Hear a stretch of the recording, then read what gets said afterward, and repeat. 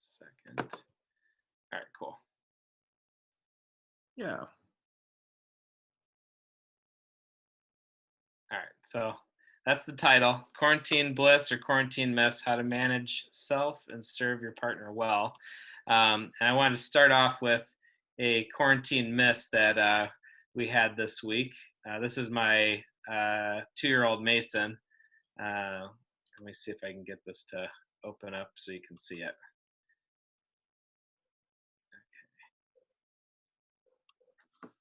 What are you doing, Mason? What happened to you, Mace? He poured it out, and I want to eat some too. Yes. Very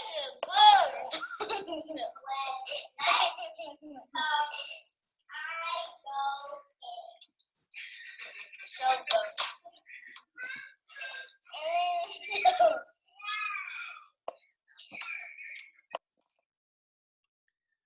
All right, so I've made mention probably every day of this quarantine how sick I am of having to clean the floors.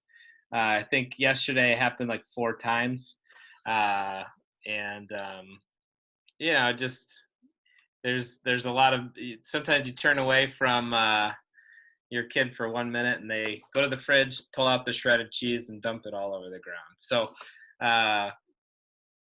whether it's with kids or partners or work, know that you're in good company of people that are making quarantine misses constantly. So here are some of the things we're going to be covering tonight. And I need to move our screen a little bit here. Section 1 here, we're going to talk about relationship systems, how to frame challenges without blame and shame. Then we're going to move to section 2, where we're going to talk about managing self and how to face challenges to the best of your ability. And then in section 3, we're going to be shifting to the focus of serving your partner well and trying to find specific ways to play a committed and supporting role. So in this first section, relationship systems, these are the points we're going to be covering here: what, why, how, and some examples and so on. So what are relationship systems? These are emotional force fields that you can't see, but you can definitely feel if you're paying attention to it. And these emotional force fields can influence our thoughts, feelings, actions, roles and responsibilities. They can even impact your health outcomes. Many studies about that. There's 2 basic drives in relationship systems. One is the drive towards togetherness, connection, and then the other is individuality. Being able to think and have the freedom to be your own person. Relationship systems are a guide. They're complex, but you can operate them in patterned ways that you can learn about, and you can learn how predictable they can be. Relationship systems are the landscape for thoughts, feelings, and actions. It's a full picture of relevant variables. So we won't dive into all of this today at all, but variables are things like relational triangles, differentiation of self, which is borrowed from biology, basically meaning your ability to be able to clarify who you are and to act on your convictions. Nuclear family emotional process, cutoff, and you can read more about that in a book I recommended here called Extraordinary Relationships. Why are relationship systems important? They're important because they tell you a complete story that humbly provides opportunities to grow. They provide the conviction that blame and shame are truly inadequate in seeing a clear picture of what factors are influencing our patterns and our outcomes in our relationships. And relationship systems are a roadmap. Relational patterns in the here and now, that's what they're about, that can be shifted when one person can recognize their 50% of the problem and determine how they can be responsible for it. So how do relationship systems work?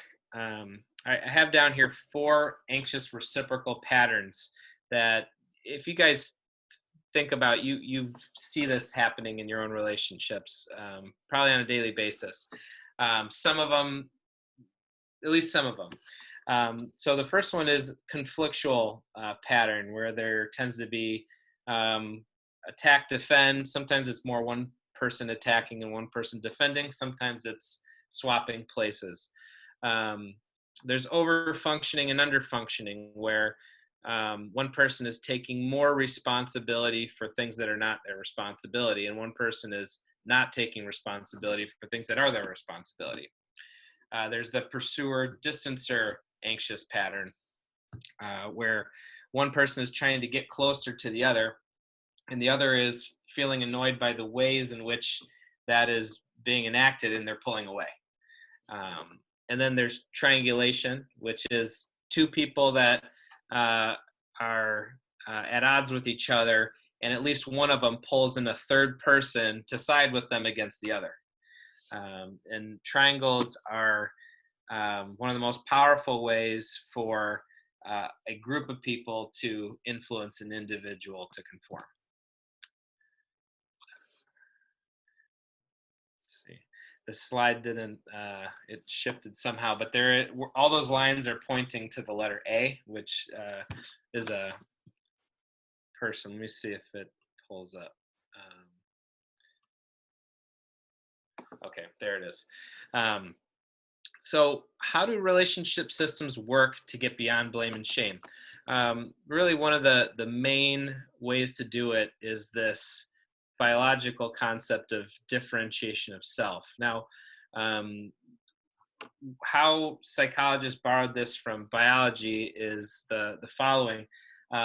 Cells, all cells are known to be either differentiated or undifferentiated. If they're undifferentiated, it means they don't know what they are going to become, and they can be easily persuaded by other cells around them to conform. But differentiated cells know exactly what they're going to be, and it doesn't matter if you pluck it out and put it among other cells that are different, they're going to form as they plan to form. And so that's where it got borrowed. So differentiation of self is this clarity about who you are, what you're aiming at, and the gumption to work at it. And how do you get there? To navigate relationship systems, it really takes the ability to develop the skill of having emotional objectivity. So that's why I have this letter A here, standing outside of the emotional force field, but still very close and in contact. That's what those lines represent. Contact with each other member of the family, staying engaged, but not being sucked into the emotional force field like the other ones. So I have on here emotional objectivity and the conviction to act is a way to develop a greater differentiation. So let's, I have a note here. Person A exercises clarity about what they are aiming at, what role they and others have been playing to maintain the status quo, and decidedly keeping contact with each member of the family.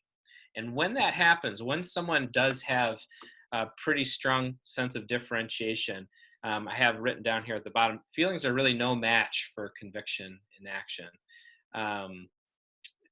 They just are not as swayed by the emotional pressures, the emotional, sometimes immaturities of those around us. We all have immaturities, but person A in this graph just doesn't have as much likelihood to be swayed by that. And that's very important for having good relationships. So this is a case study that I wanted to point out.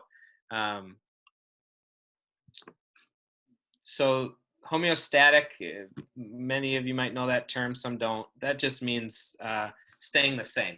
So systems, relationship systems want to maintain homeostasis. They don't want to have big shifts. We like predictability. It's comforting to us. Even if we're uncomfortable, that saying that the devil you know is better than the devil you don't know. That's because we prefer the known over the unknown often. So homeostatic anxious patterns. This couple that I'm thinking about, they have this over-functioning, under-functioning reciprocity when it comes to finances. So the wife, as long as I've known her, she's balancing the books. She is keeping track of every penny. And the husband, doesn't feel he could compete with that, so he just doesn't compete with that. He lets her kind of determine where things are going and when, for the most part. But a problem arose with them when the husband got laid off from his job, and the family was depending on both of them working.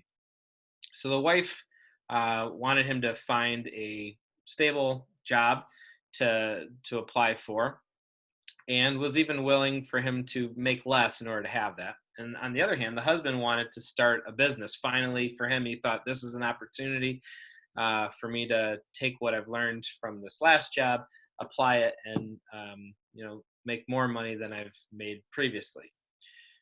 So I have on here the wife's emotional need in that conflict that was starting to arise from the situation was feeling secure about finances. That was really important to her. She didn't want to add more stress to herself having to bear the burden of the whole family's financial obligations. The husband, his emotional need was to feel supported and trusted that he would be able to come through for his family. And so you could see how those two things could be at odds with each other. And in the past, whenever this was not the first time he had been let go from a job, and it didn't work out the first time very well at all. They had quite a bit of conflict for several weeks. And this time they didn't, because we had a strategy early on for it. The systems hypothesis that we came up with was the husband was going to identify actions and results that he felt would make him trustworthy. And his wife was going to ID what kind of supporting role and behaviors she would need to create space for her husband to develop fiscal responsibility on this topic and in this time. And then determine times that they were going to update each other on the progress. And knowing that we're going to talk about this a week from now, a month from now, whatever it is, periodically, relieved a lot of stress for the wife, because previously she would just bring it up in his opinion, in inopportune times. And the husband was, in the wife's opinion, not very engaging on the topic, which made her think, well, he doesn't care, right? So it cleared up a lot of the typical, miscommunications that can happen with couples.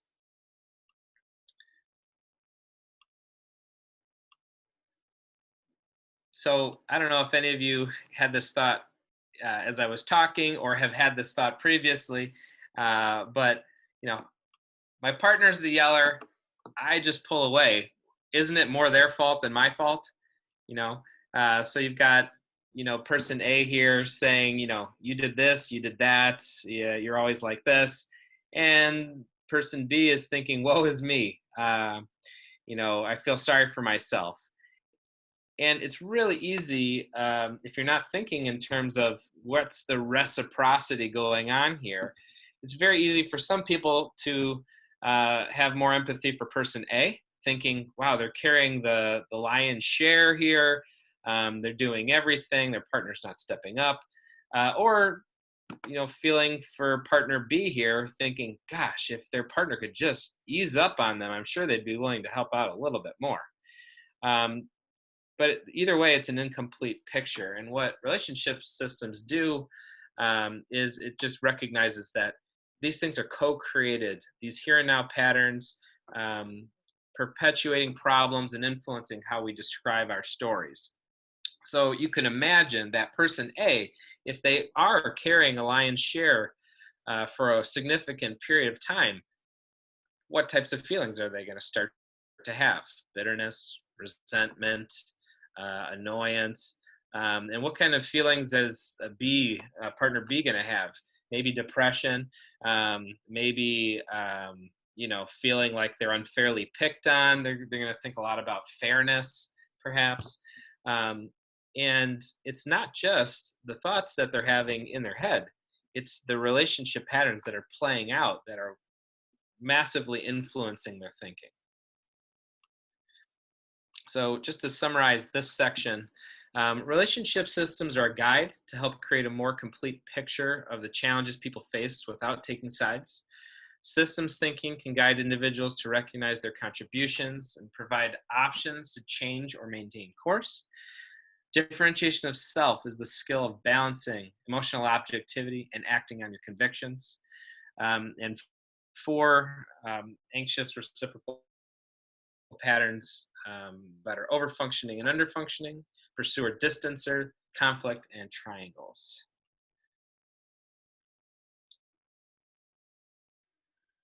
Just see 1 second.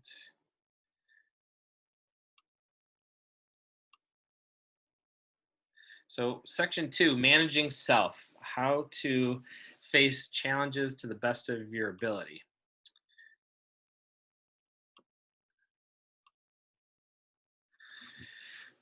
So a few years ago, I came up with this acronym for managing self called GROW.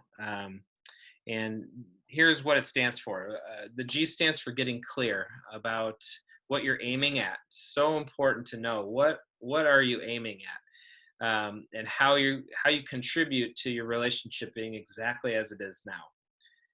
After you have a good idea of what that might be, even if it's a hypothesis for you to test out, you can spend some time learning how you might make some adjustments to be a part of the solution. Relax is the R. Are you spending time on a regular basis taking care of your mind, your body, and your soul? And you all know what those stress management things are: exercise, sleep, prayer, reading scripture, journaling, all of that. We have to be doing that, especially as anxiety rises from things like this virus passing around. Own your response. 50% of your partner's problem is you. Can you own your contribution? And I know we're going to talk more about that, but that point there is really not something you have to trust me on, but trying it out in your life and seeing how's it working for you. So that's really where I became a believer in this idea, is that I started the framework thinking about it in my personal relationships. Okay, if I'm 50% of the problem here, what can I do? As opposed to, there's nothing I can do about this. This person is just irritating or annoying or whatever, and I just have to take it. And then the W is withstand discomfort for growth. There is no way to move a relationship forward without the willingness to be uncomfortable in the process. This is how we grow. So why is this managing self thing so important, especially during this time? There is a maturity we all need to develop to help us know what to manage ourselves and what to bring our spouse in on. If there's anxieties that you can spend 5 or 6 minutes processing yourself and using the tools that you have available to you, so you don't have to expect your partner to fix it, that's great. That's wonderful. But there are some things that it's really beneficial for you to process with your partner on, and that's worth doing. And I wrote here again, feelings are no match for conviction. When you are clear about what you stand for and what you're aiming at, it's a real powerful thing. It produces resilience to clarify what you're aiming at, and then structure your mind, body, soul, environment, schedule, relationships to support that aim. And if you're not guided by what you're aiming at and the values and principles that surround it, we know we'll be guided by the winds of our emotions and the emotional systems that we're a part of. So here are some examples of how you can manage self. So I've got this thing called the personal sensitivity scale, and it's just a simple Likert scale, 1 to 5, asking us how sensitive am I to my partner on these following things. So how sensitive am I to needing my partner's approval right now? How sensitive am I right now to wanting their attention or to meeting their expectations? Or how sensitive am I to um, being worried about their stress level or their distress? If you're at a 4 or 5 when you're answering that, leading up to an interaction with your spouse, it's probably not going to go very well. And it would do you well in your relationship well to try to spend a little bit of time trying to pull back on those expectations and sensitivities to get to a 2 or a 3 range. It will take off a lot of pressure to meet all those needs. Um, so that's something I would encourage you to try out. And here's some other examples of what managing self looks like. It looks like long-term goal-directed thinking. So take a hard topic. This is something you can try out. Take a hard topic with your partner. Make it a goal for it to be so enjoyable to your partner that they will want to have a second conversation about it with you. And then assume you may need to have 10 or 15 pleasant enough conversations in order to see some progress. That's long-term thinking, right? A lot of times when we're doing this interaction with our partners, we're thinking this has to be resolved in this conversation, and boy, does that put pressure on things. But to instead have this idea of we want to talk truth, we want to be real, but I want to do my part to make this enjoyable enough that you want to talk about this again, because we might have to have a bunch of conversations on this topic to get anywhere. Observe and connect rather than judge and convince. I've always been interested in the emotions of people and couples. I wrote down here, I've found that it usually comes down to he or she thinking the other is causing the other person to feel a certain way, rather than emotions being this flow of reactions that are getting in the way of communication. I just think there are helpful and not helpful ways to use emotions. And when we put everything into, well, if I feel this way, then you must have caused it, or it must be my problem, something screwy in my brain. It really takes away from the idea that we are co-creating this mess. It's preventing us from clearly communicating what our positions are and why we're in this and what we're fighting for, things like that. Assess your personal sensitivity scale. We talked about that. People can't always be at their best, but mutual respect and room for mistakes in a relationship, I think, help create a well-functioning relationship. Work to be clear, calm, and connected instead of attacking, defending, withdrawing. These are another great aims to have if you're trying to better manage yourself in relationship to people you care about. Here's a objection I was thinking of when I was doing this. I really feel that my partner is much more to blame than I am. My intentions are good. My partner just won't acknowledge it.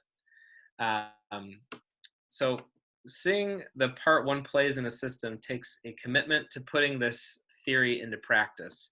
So if you have this type of hypothesis, I think it can make a big difference on that objection. Instead of thinking you're causing this or that, try thinking I play a part in what you do. And then how will that shift how you then respond? So you could, even if, let's say, one person is a yeller or that sort of a thing, or whatever, you could be someone who's enabling. You could be repelling the other person. You could be attracting them. You could be incentivizing. So many things. You could be overly critical, contemptuous, defensive, stonewalling, whatever your role is. the hypothesis here is that it helps maintain the status quo. And therefore, if you'd like the system to change, I need to change rather than focusing on my partner changing.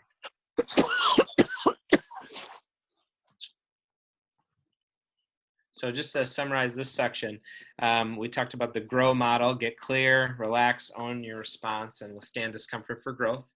The personal sensitivity scale, that 1 to 5, how sensitive am I to acceptance, approval, distress, and meeting the expectations of my partner. Long-term thinking to manage the here and now stresses, keeping in mind that this feeling that you're having, this too shall pass. And then without the ability to manage yourself in relationships, your life challenges will take you off course. So moving on to the third and final section here, serving your partner well. So I think we can all agree there are many definitions of what it looks like to serve your partner well, even within a couple. One thing I think is fairly clear: you can't be your partner's manager for too long of a period of time without it starting to break down the relationship. Service is really a supporting role. So I have this thing I call the 49% rule, which basically is it's not good for me to be more than 49% responsible for the challenges and problems of other people around me. Every once in a while, you might do more than that, but to be in a patterned relationship where you're doing more than 49% of things that are the responsibility of the people you're in a relationship with, does a number of negative things. One, it's going to probably stop neglecting your own responsibilities. Two, it can lead to some depression in the person you're doing this for, because they're going to start to believe that they're not capable of doing things without you. It creates an enabling relationship, and many other things. So trying to maintain that, I'm going to be supportive, but I'm not going to take over this for you, is helpful. If you're feeling bitter or resentful, you're probably off track. Service works better as a gift, not a high interest loan. Service should be producing joy in you. I think that's a really important telltale sign. Is that happening? Is that fruit being produced in you? And then you've all heard of the 5 love languages, I'm sure. It really is useful to know which one of these is how you best receive love, which 1 or 2 is how you best receive love, and which 1 or 2 is how your partner best receives love. I mean, it's funny thinking about my own relationship. For me, quality time, acts of service, that's number 1. Definitely quality time, number 1 and number 2. For my wife, it's words of affirmation. So if I'm asking her to hang out, I'm thinking that this is me letting her know that I really love her. Well, not that she doesn't like that, but we're telling her what I appreciate about her that day makes the biggest difference. And then the opposite is true. She'll say something nice about me, and that's nice. I appreciate it. But if she's saying, hey, we worked hard today, you want to hang out later, we'll play a game after the kids go to bed, that's the best. That's the thing that has the biggest impact for me. So I just think it's worth getting to know what those are in your relationship. So why focus on service to your spouse? Well, we can be here all day coming up with reasons, but here's a couple. 1, relationships are reciprocal. So what you put your time and effort into, you're gonna get a lot out of it. It's worth it. Surprise them. When you surprise them, with these types of focused attention and thinking about service, they are going to have a higher bar of what they expect of you. They know that you're capable of so much more, and that's a great thing because they can rely on you and trust you more than they were previously. It combats loneliness and fear to be focusing on service for your spouse during this time, which is great because turn on the TV, and it's going to incite fear. And it's just another very positive thing to be focusing on is how can I brighten my partner's day? So here are some ways that you can do this. And I know you have some, you can think of some yourself, but these are the ones that I am thinking about.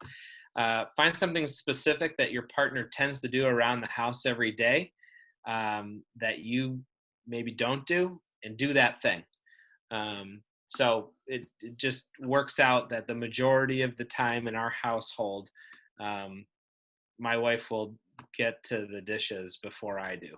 And so it's just amazing how simple cleaning out the dishes, the dishwasher makes such a difference, because that's not the thing that I'm typically in charge of.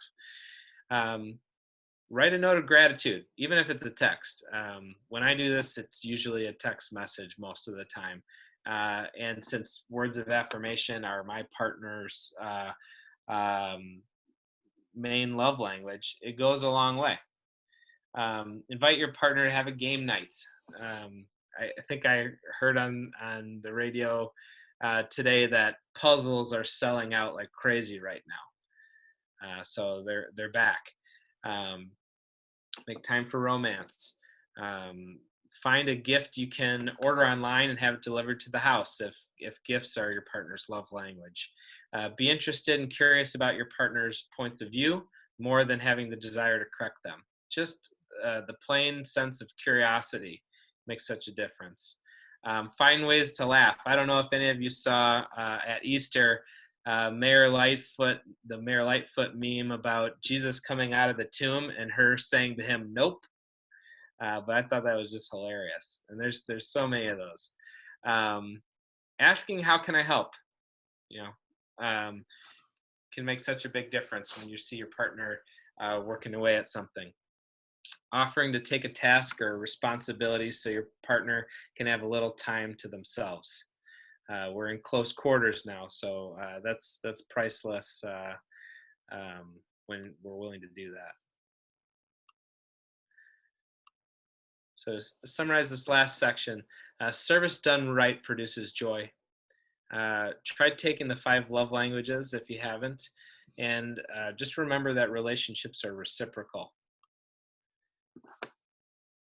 So next step, I'm going to put this, I have a PDF I want to send to you all in the chat here. So let me put this in here. Let's see if you guys get it.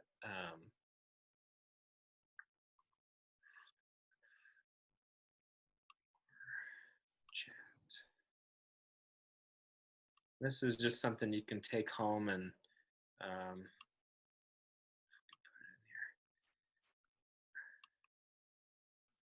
The chat may not allow you to upload it as a PDF since file sharing is off currently.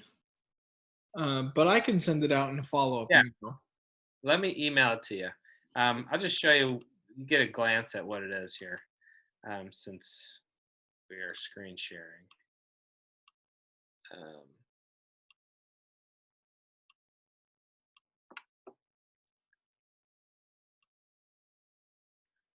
All right, so just little action assignments you guys can do if you have some time, but think of your relationship as a system, and here you're mapping out kind of like a little genogram. What other people impact your relationship the most, and you can add in there how do they impact you, so you have a better, clear sense of what is a fuller relationship emotional system look like, and how are different members of your family competing. So you can go back to that sensitivity scale. How sensitive are you to your mother-in-law, and how much is that impacting things, or your father-in-law or your brother? It's part 1 there. Scroll down. Managing your needs. So this section, how can you best help your partner, mind, body, and soul? And then just out some specific ways that you can serve your partner well during this time. So I'll send this over to Caleb, and he can email that out to you guys. So Caleb, I will let you take over now. Thanks for your time. Awesome. Thank you, Stephan. Well, feel free to, if you have questions, send them over to me. I will begin with one that was submitted. This is a good one. My partner and I get stuck in the same arguments. They almost feel like a script at this point, each time ending in a stalemate. How do we break through and get real resolution? Life especially feels like Groundhog Day right now. Yeah, I think everybody's felt that way. I mean, that is the homeostasis I was talking about. We get stuck in these patterns over and over again, whether it's attack, defend, conflictual, over under functioning, pursuer, distancer, triangulation, and to be aware of what these patterns are and what role do I play in perpetuating that to continue is really important. A question I'll ask a couple sometimes is I'll ask them if they're arguing in front of me after a little bit. I'll ask them if they've learned anything from the exchange. And a lot of times they'll say, no, we didn't learn anything. This was like totally a waste to be arguing in this pattern format. And I think that's just a good question to be thinking to yourself too. Am I learning anything from this right now? And if I'm not, what contribution am I making to this not going very well? Once you have that, you can start to strategize. Okay, well, what else can I do? So here's an example. If whether you're the partner that tends to be more maybe mouthy, or your partner is the one that's more mouthy, where they can be critical or attacking. You might end up feeling sorry for yourself because you pull away and you distance. But what if you didn't do that?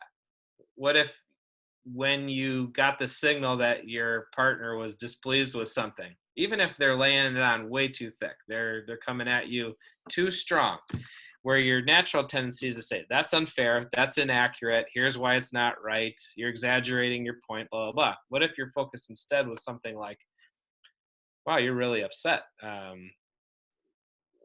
What's at stake here for you? What are you fighting for? Those sorts of questions. It's not going to take more than 2 minutes probably for your partner to calm down tremendously.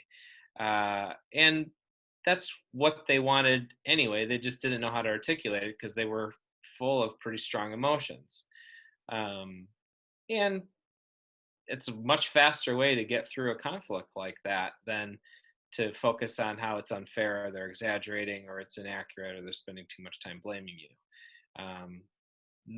That will just perpetuate the problem. Yeah. So just a follow-up on that, when you say something like 50% of the problem is you, what role do I play? My first reaction hearing those is that those are questions that make me feel like I'm accepting blame. Mm-hmm. But what I'm wondering about, what I'm hearing you say is maybe, rather than those being questions that put blame on myself, those might be questions that empower me. Am I on the right track there? Well, yeah, I hope it's empowering, because a lot of times when we get stuck in these same patterns over and over again, we start to lose hope, thinking that there's nothing that we can do. We're completely helpless to the tyrant that we're with. And instead, when you can be thinking to yourself, okay, how have I co-created this? And it can be a number of different things. For some people, I gave a list of this, but I've I made a mention of a lot of things, so I don't expect you to remember all of it. But one could be I've enabled it. One can be um, uh, I haven't shown much appreciation for my partner in several days.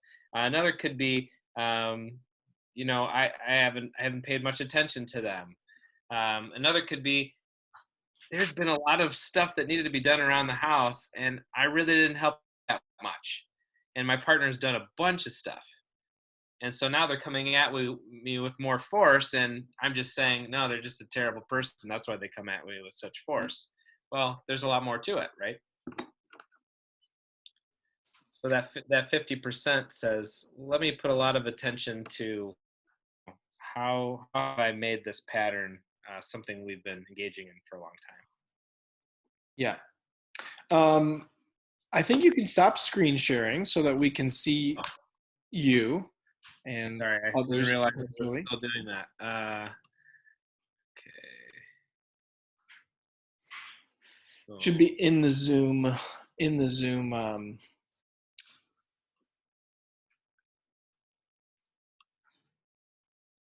stop share. Okay. there you go. Sorry, I didn't realize I was Awesome. doing that. No, you're good. Thanks. Johanna asked, when you mentioned grow, Grow, can you please explain what you mean by what you are aiming at? What's an example of that? So, for instance, one thing that I'm aiming at, this is more of a long-term goal, but when my kids move out of the house, I want my wife and I to like spending time together. I want to have a buddy, a friend, and so I'm aiming at that. And so there's a lot of little interactions where if that is something on the forefront of my mind, I'm going to choose to go this direction instead of that direction.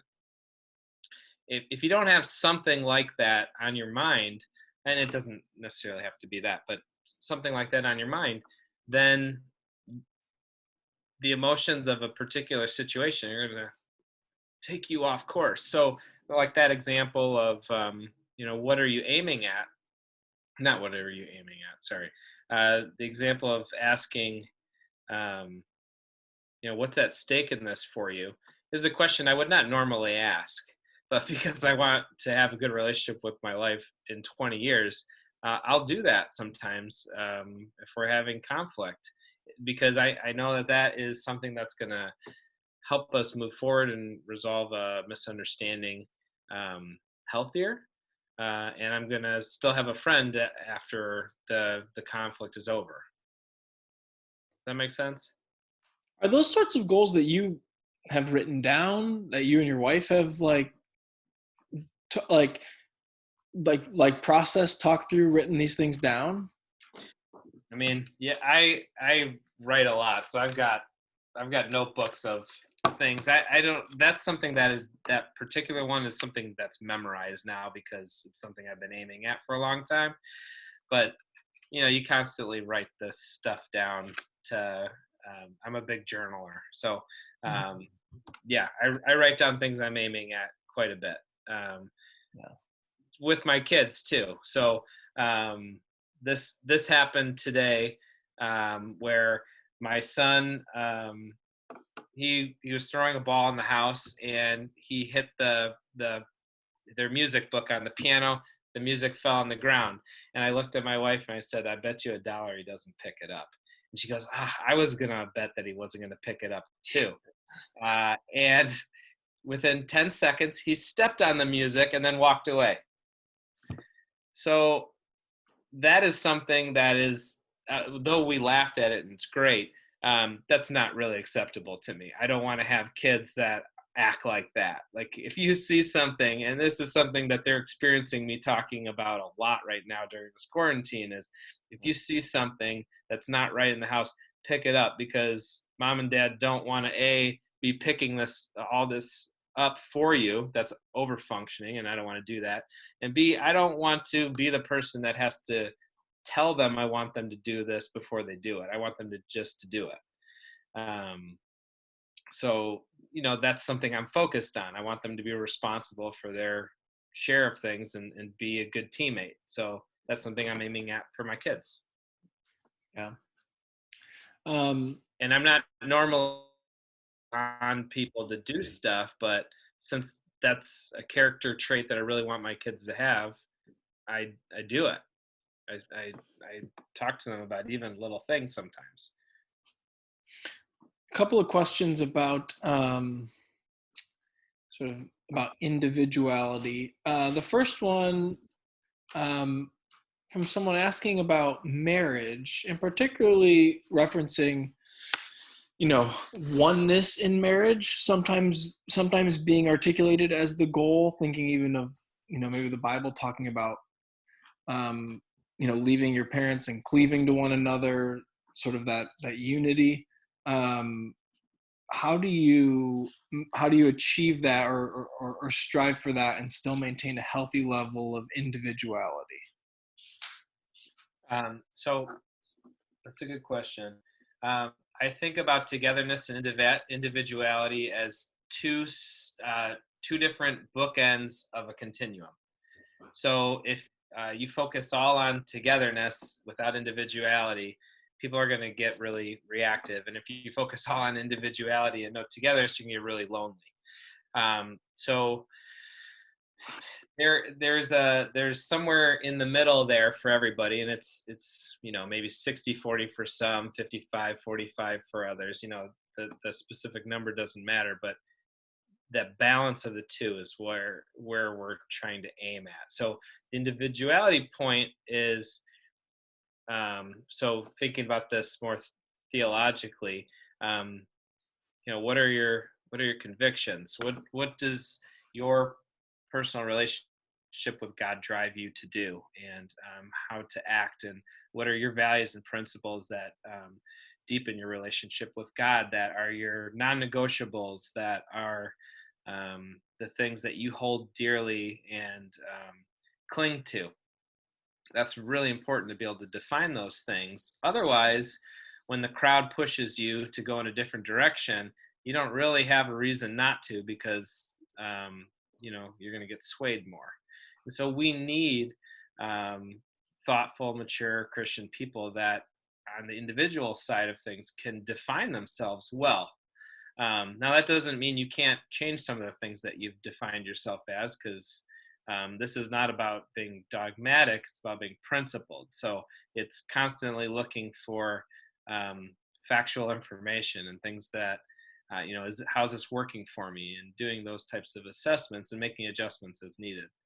On the togetherness side, this is where community matters. We are social creatures that don't do very well in isolation for very long. We need to be invested in the support and the health of the people around us.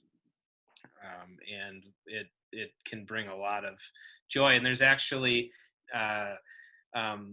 different enzymes in our brains, chemicals that get released when we are in balance. So like serotonin and oxytocin, those are very relational hormones that get released into our body when we're connecting with people and when we love people.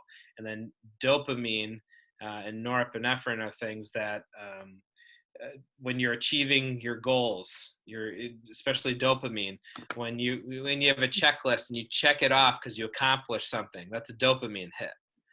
So there's all these cool little chemicals in your body that flow and flow through your bloodstream when you're in balance and you're leading a life like this.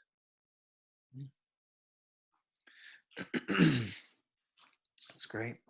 Another question: what are key ways, practices we can use to become more differentiated, especially if we tend to be codependent?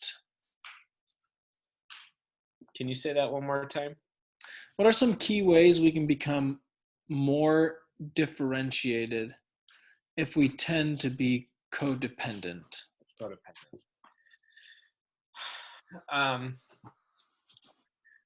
I guess I'm wondering a bit more about what is meant by codependent. I mean, in some ways, we're all at least somewhat codependent. I wouldn't say it's. I know that can be used as a like a real negative thing, but I say that it depends, because we are somewhat codependent in many ways anyway. But focusing on differentiation, this is a work in progress. There's no 10 minutes at it, and you're going to be good to go.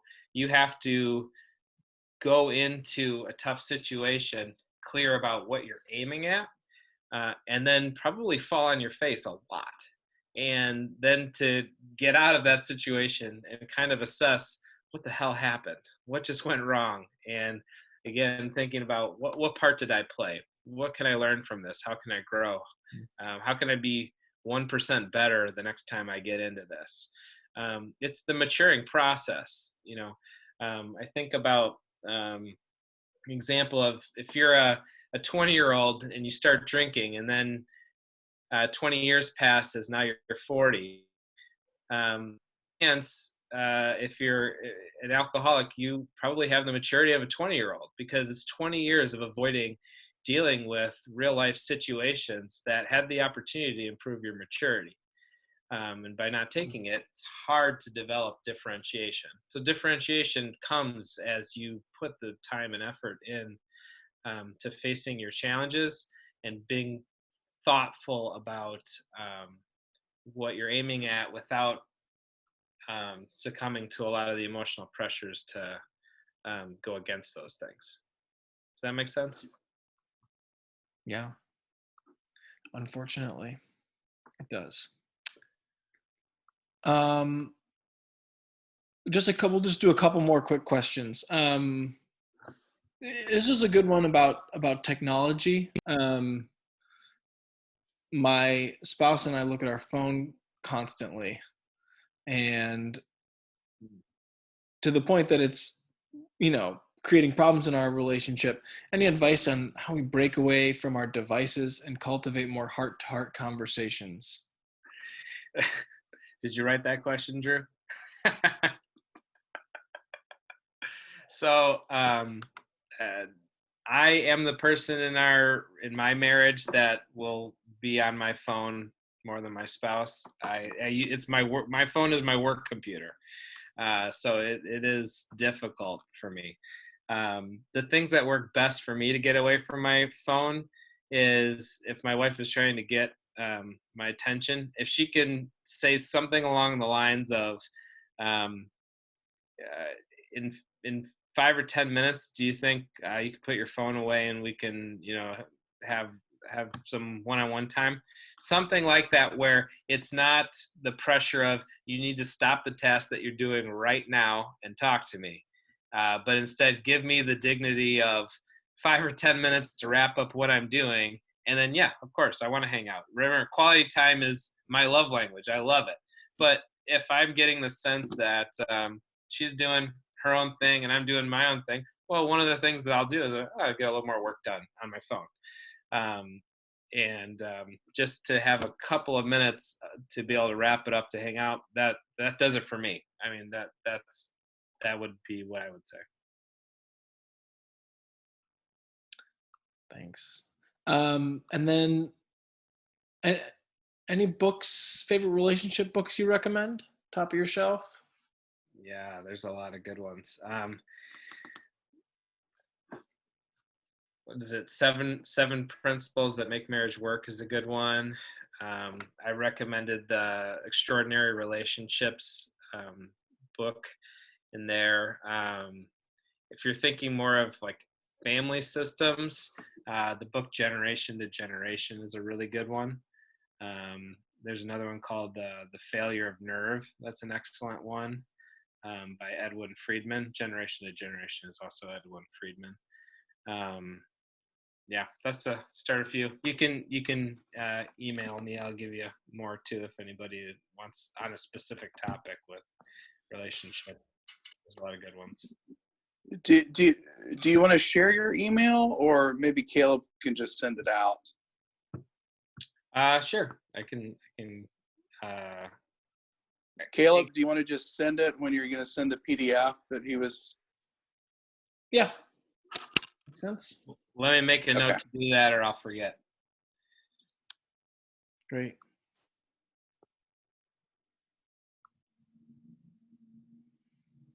All right, Stephan, any last thing?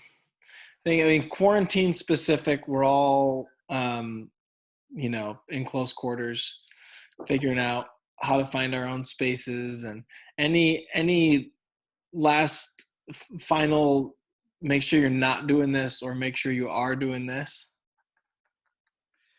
No, I think there's some basic things. I didn't really talk about this, but I've been observing that for couples I've been working with that we're having some challenges because they weren't spending enough quality time together. They're doing marvelously well right now. They're finally getting that quality time in. And then for the couples that were managing their relationship fairly well by keeping a good amount of distance, they're struggling right now. So there is some adjustments that happen because, right, the homeostasis of your relationship has shifted because of the coronavirus and because of the quarantine. So the things that you were doing before that were making things managed, you're being forced to shift a bit. And so you should expect that, since you've never been through this before, there's an adjustment period, and the willingness to stay curious and stay willing to adjust some things that you're doing until you get a good flow is key. So I'd just say, look over some of those suggestions that we made about what chores can you take on, how can you surprise your partner. 6 hours of quality time a week is always a good one. If you can manage some of the negative thoughts that you have before you're interacting with your partner, rather than just saying whatever comes to mind that's really negative, that can be very helpful. Those sorts of common sense things, I think. Awesome. Well, thanks so much for your time. Really appreciate it. Thanks everyone for joining us for this conversation. And I'll be in touch with that PDF and his book recommendations. And thanks for joining us tonight. Have a good Tuesday. Thanks, Stephan. Good to see you, Drew.